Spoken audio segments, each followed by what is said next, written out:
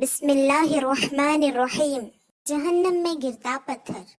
حضور صلی اللہ علیہ وسلم جنت اور جہنم دیکھ چکے ہیں۔ جنت اور جہنم کیسی جگہ ہے اور اس میں کون کون جائے گا، یہ سب کچھ آپ صلی اللہ علیہ وسلم جانتے ہیں۔ ایک مرتبہ حضور صلی اللہ علیہ وسلم کے ساتھ کچھ لوگ بیٹھے ہوئے تھے۔ جب آپ نے ایک گڑگڑاہٹ کی آواز سنی تو آپ صلی اللہ علیہ وسلم نے پوچھا، کیا تم جانتے ہو یہ کیا چیز ہے؟ لوگوں نے کہا، اللہ اور اس کے رسول بہتر جانتے ہیں۔